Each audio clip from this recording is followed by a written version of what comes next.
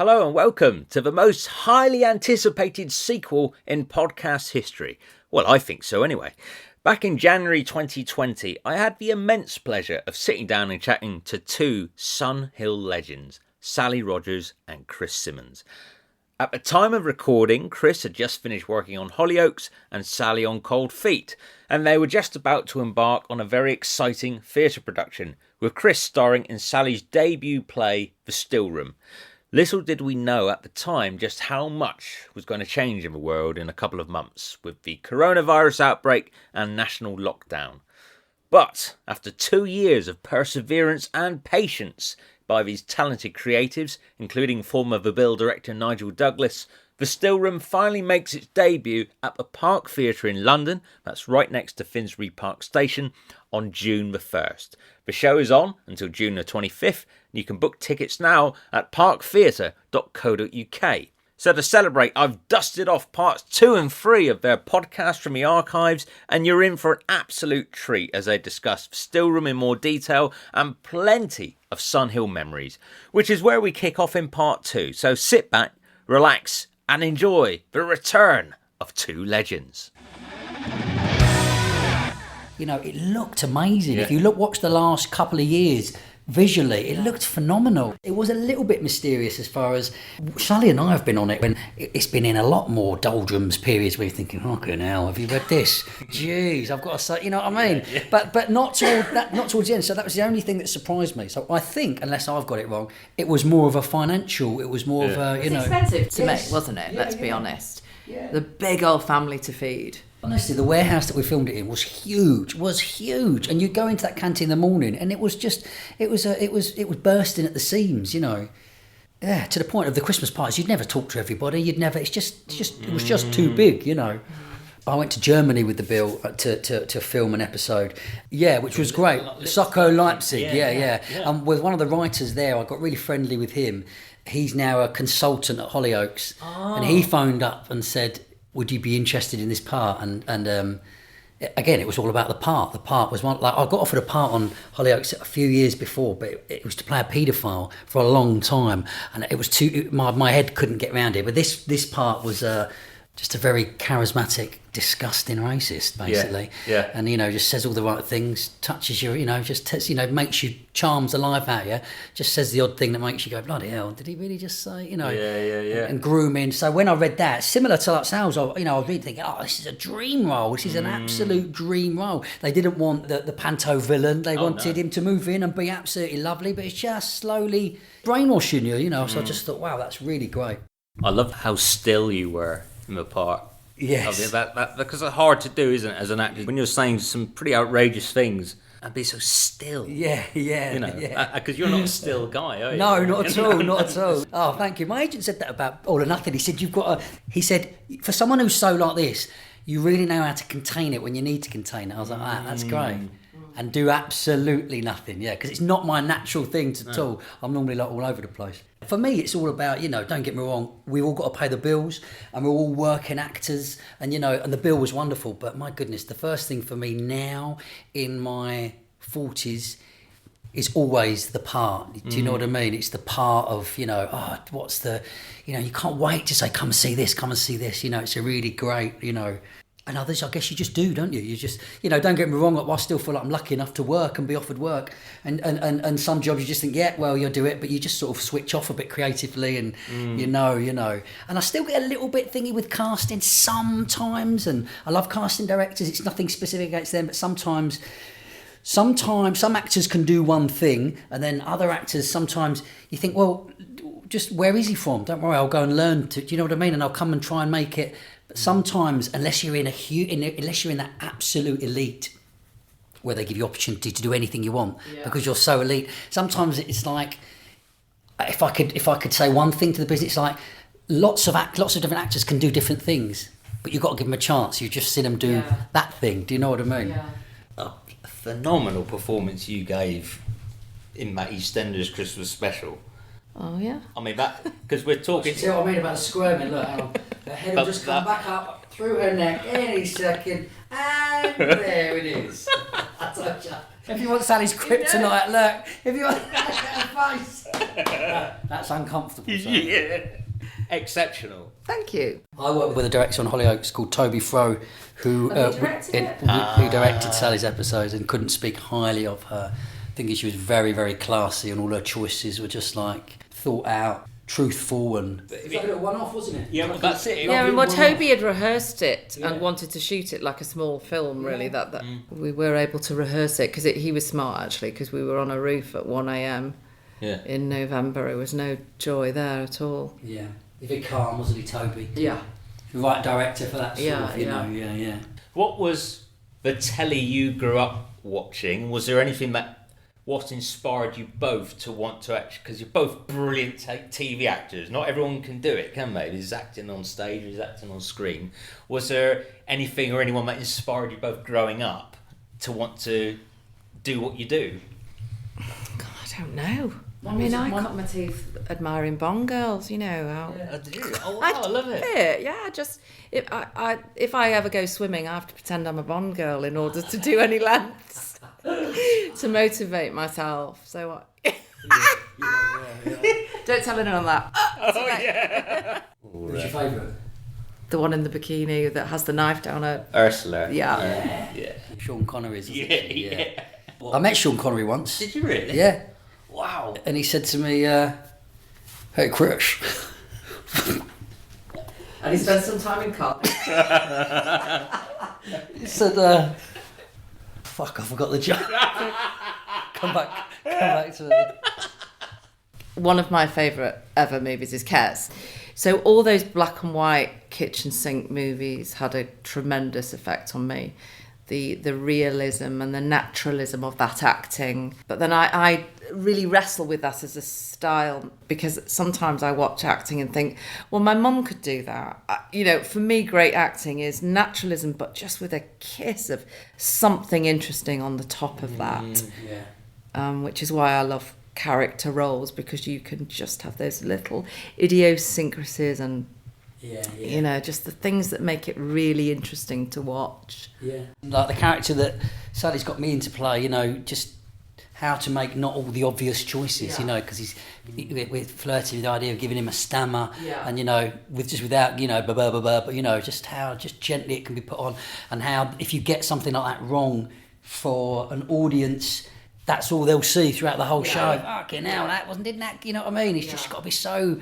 But then that's the joy of rehearsing it with somebody like Nigel, and I've brought 5 of these. If you don't like any of them, we'll try something else, and just keep going. Yes, I like that one, and slipping it into something and making it natural, without anyone noticing. That's the story, and I hope this is right, but I think Anthony Hopkins did Pravda on stage. Anyway, he just decided that his character was quite bullish, and so he explored the animal physically within him, and was left just with occasionally he'd just do that with his foot, just like a bull who's about to, so just that little minute, so probably no one in the audience would know that, but just that, thing. And likewise, Michael Bryant did Winnie the Willows, and in the rehearsal room, this was a wonderful choreographer that used to be at the National, called Jane Gibson, and she was like, "Oh no, we're all going to stay back and we're going to move like badgers, and let's see how a badger moves." And apparently Michael Bryant just walked out going,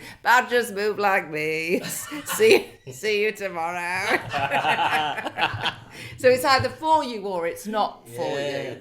We buzz off of that, don't we? I mean, I remember saying to Chris, this is a really exquisitely detailed character part that I've giving you, and he just went, "Load me up, Sal, load me up." It's just like either that you thrive on that or you don't. Where did you first get the bug? Just from school, really. I don't remember I used to absolutely love Christopher Reeve in Superman when I was really little, but I think that was just being a boy and loving, I remember the 3 baddies, Terence Stamp, thinking, "Oh wow, this is amazing." I wrote to Jim will fix it to see. I think he didn't answer. But I wrote to Jim will fix it to see Superman's ice home from Superman 2. There was this beautiful built, But I think mine was just a bit cliche, but just a lovely, lovely drama school teacher who was a bit bonkers, and people didn't really get her, but I got her, and she got me, and she was just wonderful with me, absolutely wonderful, and just pushed me and pushed me and pushed me, and slowly, gently, he was saying to me, you could do it as a living. I was like, what, really? And then for about, I left school at 16 and went on to work on the river with my dad, and it was just like, it was interesting, but I lasted 9 months of a 5-year apprenticeship, and you got trained in all these different departments on the river. I was thinking, oh man, this ain't for me.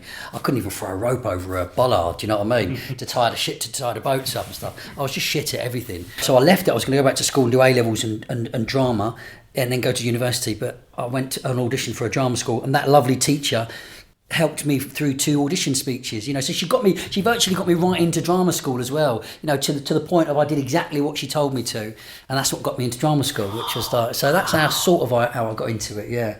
Similar for you? Well, I'm from a family of, on one heart, my father's side of the family are show-offs, and then my mother's side of the family, they're very gentle. So her father, my grandfather on that side, was a quiet poet. And on the other side, my dad's dad used to be like in the pub and used to, do things like games where you've got to jump up the wall and draw a chalk mark. The more pints you had, the higher you could jump, and that, or crawl through the back of it. There were like weird stuff. So that was always around me, words and showing off. And then I trained to be a children's nanny, actually. Didn't do any A-levels, left school. Again, this is what my play's about. Went to see the careers officer and said, I think I want to travel, and I think there's more than where I am. And he just said, well, you need to be a nanny then you can get a job. Off I went, trained to be a nanny. And after the first year, in the summer, I went to work for this Jewish family, and the chap I was working for, he sat me down and he just went, you're way too smart to do this. What do you really want to do? And I literally went, hadn't even finished my course. I was just doing, he just said, well, go home and be one. Wow. It was really weird, the permission to do that. So then I came back, and my incredible father, I said, right, I'm not going to be a nanny anymore. I've changed my mind. And he went, if you don't finish this course, you'll never finish anything in your life. So I finished the course. The nanny course? Yeah. Wow. And then I started to apply for drama. Was that Jewish guy who said that to you, was that touching on that class thing? Probably. Where you needed someone else to go? Probably. Well, like, people like us didn't really do it, did we? I lived in scratchy old Stockport. It felt a zillion miles away from London. I didn't know anyone who was an actor. My child now sees all these funny, sexy, witty humans come through this house. I didn't know any actors. I just didn't know any. Yeah. So for him now, he could easily access that world in a way that I just didn't even know where to start. Yeah. Oh, what happened next once you... Then I realised I was going to need A-levels to get a grant. Right. So I went into Manchester to do my A-levels and started to do more drama courses. I mean, I'd done a couple of plays at school. I'd done my drama O-level. It was the only O-level I'd enjoyed. When you pulled towards it, but it certainly wasn't part of my journey. And both of you had early in your television careers guest parts in the bill. So what do you remember from going in as a guest? I mean, for you had a cracking guest part in Lola. That was a dream part. I had a cough and a spit in it before that as well, where literally I must have had like 3 lines, and I remember being such a boy, and I remember looking up at Leslie Grantham, Chris Ellison, Mark Wingett, these huge big heavyweights that you've seen on TV for years.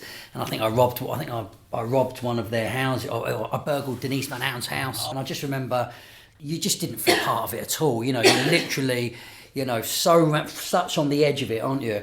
But with that other guest part, with that Lola part, that was like I got close to Lisa Gagan. It was me and her all the time. I was conning her all the time. So, you did... Is this your guest part? Yes. So she did... How many episodes did you do? It was only one, but I was in it all the way through it. And I was trafficking girls, I believe, from Holland, and locking them under this cellar. And Lisa, I just kept sidestepping her all the time. And she eventually got me, didn't she? And because she's a lovely lady, Lisa, she just sort of let me into their world a little bit. So I did see a little bit of it then. If you cut you down the middle... If you're a sticker rock, it would say decent human being, but you play really dark people a lot, don't you? Troubled, flawed people. Yeah. And it is true as well when they say that the more interesting, you know, if you go on to something as a family and as a da-da-da, you just sort of, you know, whereas for me, to whip in and whip out and do something horrible and cause a stir and get out, you know, I loved Hollyoaks, I loved it, but that was my time on it. I was totally, you know, it was a wonderful time for me, and it had a start and a middle and it had an end, and I knew where they all were, and I was happy with all of them, you know. Your first guest in the bill. Well, you had to remind me because I don't remember. Yeah, Tom Butcher comes to see you in your flat because you've been arguing with your Prostitute? husband. No, a housewife. Oh. Yeah. And you deny that there's been any arguing, even though there's broken plates everywhere and all that. And then the late, great Kevin Lloyd comes back and you've got a black eye. Was that end of part one? Or And that sounds so good, that episode. All I remember is, you know the actor Jason Fleming? His father was a director on Gordon the bill. Fleming. Gordon Fleming. And I remember going in for the interview, he said, "Oh, you know my son, blah, blah, blah, blah." And then as I was leaving, he followed me out and he went, "Well done." I thought that was really classy, because he said he could tell I thought I hadn't got it, so he came out to just let me know, don't worry, you know. That's nice. Yeah. But this is my favourite story of auditioning for the bill. I was living in Clapham or somewhere, I don't know. Anyway, I'd been out of... Not for Joe Masters, this is for another part. Been out of work for like a good 6 months, really struggling.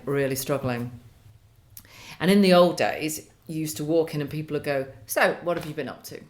That was the opening gambit. So if you hadn't been up to anything, it's just hell on earth. So I remember thinking, I'm going to blag this. Yeah. I'm going to say I've been working on a play.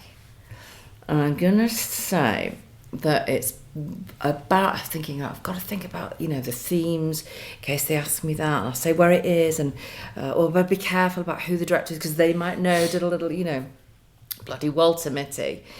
Anyway, I set off, managed to get to the tube. It had clearly been pouring down. Came out of the underground. Is it South Wimbledon? Again, it'd been pouring down. Managed to race to the bus stop. Poured again. Absolutely torrential rain. Then it stopped again, and I managed to get into the offices of the bill, and then I could hear it started again. Hammer. Got my thing in my head. A little right. This is the thing I've been doing. You know, all about separation and loss and Walked in and the director went, "Hi, isn't the weather terrible?" That wasn't my cue. My cue was going to be, "What have you been doing?" And so I just went, "Yeah, I got soaked. I was dry as a bone." And then I went, "And I dried off in the toilet." And then I remember there's no hand dryer. It was just paper towels. And then I went, "In a pub down the road." He's like, "What are you doing? Why are you doing this? Shut up. Just shut up." And then he picked up my CV and he was like, "Oh, brilliant CV. What was your favourite job?" What? I've got a whole backstory in my head. Learned a lesson that day. Yeah. Stick to the truth. And never be ashamed of saying, "Mate, I am in the wilderness here." You know, because being unemployed, that's part of it. Yeah. There's no shame in it. No shame in that. When it came out recently with the lady from EastEnders or something, it's like, fuck off. Yeah. People need to work. It's just simple. People need to pay bills. I love it, the fact that when, I think something happened in America as well recently, where they saw one of the guys from Different Strokes or something working in a supermarket. And then the nice thing, the happy ending is all the actors come out and are posting up themselves, you know, saying it's just everybody needs to work. Yeah. And I think somebody ended up giving that guy a job. One actor got him onto a Netflix show and gave him 7 or 8 episodes or something. It's it's nothing for an actor to not be out of work. No. The other audition story, it's a Sally story actually, so I hope you don't mind me saying it. No. Just give me the cut out if you need to. So he was naked. No, it wasn't. No, it was another. There was another one which I thought, when she told me, could have go one of two ways. It's when you went up for Hangmen. Yeah. And you did the audition, and it's one of them jobs where you just think, I saw Hangmen twice, and it's just a dream job for any actor. I don't know if you know, it's the Martin McDonagh play. And when I read the script, my heart was doing that. I've never had that before reading a script. Literally, oof, you know. Which can make you go one of two ways. Like we was just sort of joking about, you know, when you get into the room and your personality goes, see ya, and you're off, you're thinking, oh, and you're left again. Yeah. But you know, the actor in you overcomes it, and you do the best you can. And then Sally did her audition piece, got up, thanked them, walked to the end of the room, turned round, and I might be paraphrasing this, Sal, but looked them in the eye and went, I would be absolutely wonderful in this role. Take care, bye-bye, shut the door. Love it. Unbelievable, isn't it? Sometimes there's a little bit that goes, and you're waiting, did it backfire? But you know, if you do it in a classy way and you think that you've done all right, well, you might need to give them that little extra. Do you know what I mean? Yeah. Your version's better, but what I actually said was, I really, really, really want to play this part. If you have any doubt that I can't play it, all I ask is that you bring me back. Yeah. Nice. And they did bring me back. Well, then you think, oh no, what am I going to do now? I showed them all my tricks. I've got nothing left in the tank. Yeah. But be yourself is probably what we're saying. Yeah, you have to be yourself, otherwise you're just stuffed. I had a musical audition maybe a year ago for Thénardier in the West End, and it's a little part that I absolutely know I could play. I'm slight, I can play Weasley type, this horrible, you know, I know the song, it's in my key. I'm not a singer, but I know I can play that part. I just know. But I'm not a musical theatre guy, so I went to this musical theatre audition, and completely the opposite of Sally. The audition just literally went and passed me by. I forgot the words, and you know. Oh, wow. And it's one of them ones where you think to yourself, you walked out, and you know, with hindsight, I'd love to have gone, I know this audition's passed me by, but I still 100% know I can absolutely nail this part. No. I need a little bit more time, and I need because I'm not musical theatre. It will take me slower to get, but I will nail the part when I get there. Do you know what I mean? So it's sort of like sometimes you get a slot of. I knew that I'd messed the audition up, and I knew that they wouldn't give it to me on what I'd shown them, but the confidence in me as I've gotten a little bit older, thinking I still know I can nail that part, you know. But you get the window of 3 minutes, 5 minutes, you know. It's so hard. It's so hard because I always think to myself, if you're a designer or, I mean, to some extent, a director, although they would argue with this thing, but you know, or even a model, someone who opens their portfolio and you can guarantee when you open it, it will be the same as when you left your house. You show, you know, what you can do. And yet for an actor, it's such a flipping roulette table of which bit of your courage will remain with you on that day. And that's why a great director or producer in the room will find that in you. Well, Trudy Goodwin almost didn't go to the Wooden Top audition because she felt she wasn't right for it. Oh, wow. And Peter Cragine said as soon as she walked in, we all knew it was June. She had a quality which Trudy couldn't recognise in herself, but to the point that she almost didn't go. Wow. And Andrew Paul got Quinnen going in to do one episode as a copper, just one. And in the interview, he just happened to say, any chance of a regular in this? Wow. And they went, actually, what Andy for Dave Quinnen? And then, like, you know, he's like, imagine if I hadn't, that turned into 13 years work. So you got Hangman and part of an Olivier Award winning production, you know, and it's I think you just know when you want to fight for it, but sometimes the fight can just look. Carl Collins gave me some great advice. He says, just as you're getting older, and I do it much more now. I wouldn't have done it in that musical audition because I was a bit like that, so out of my comfort zone in a musical audition. It's not my thing. But now Carl's just like that. He said, I won't leave the room unless I'm happy. He said, I will not leave the room. He said, I'll completely take control of it in a very charming, genuine way, but I will take control of it. If I'm not happy, he said, he doesn't even ask them, very lovely and gently. He's like, I'm going to do that again for you because I know that blah, blah, blah. And before you know it, they're under his spell, so he's turned it around. But I guess something like that, you don't, you know, in your 20s and maybe 30s, you know, you're still you've got to, I think that's something that only comes with a bit of cliched age and experience where you can go, I know I can do that better. I'm not going to walk out going, wow, why didn't I? You know, you've got to. Nigel Douglas was saying to me that you get a lot of young actors now. They come in, they've got a big bottle of water, they've got their backpack, they've got their script, down it goes, off it comes, you know, and he's thinking, right, you've used up now one of the 4 minutes that we've put aside, you know, and even that, it's like hitting the triple jump board, isn't it? You've got to just. Ralph Brown went to audition for Withnail and I dressed as Danny the Dealer. did all his nails and his straggly hair. You got one shot, haven't you, to go in and just. See, I'm never sure about that. I'm never sure. Do you? I'm never sure. Like that in my boots, hearing that story. Yeah, I'm never sure. A little bit. And then you see 10 of them all dressed the same, and thinking, oh fuck, we all have the same. Yeah. Do you know what I mean? I'm never sure whether that's, you know. I heard that Mel Gibson literally got pissed for 48 hours before he auditioned for Mad Max and fell asleep in the gutter, and he stank, and he went in there and he was just all over the place. So, you know, and they were like, that's Mad Max. Whether that's true or not, that's, you know. But yeah, it's true. I mean, that's it. He stank the room out. You know, he's still handsome enough and charming enough to, you know, slept in the same clothes. And Wow. How was your Mickey Webb audition? I did it with Billy Murray. Wow. It was a bit of a character in himself, Billy Murray. And I didn't know whether he would have any say. But what I remember Billy said to me, he said, I went in and pitched for you after we did it. He said, because you was the only one. I don't know whether this is just Billy. And he said, you was the only one when we was doing it. He said, you never ever broke eye contact with me, and you was the only one that wasn't scared of me. And the others, I could tell when I was doing my bit, he said they were a little bit, you know, and he said, but you just held my, which I thought was lovely of him. Coat. Yeah. Yeah. Held his lines. Was that plain? Huh? But he was. I remember afterwards as well. There was a. And I've still got the comb.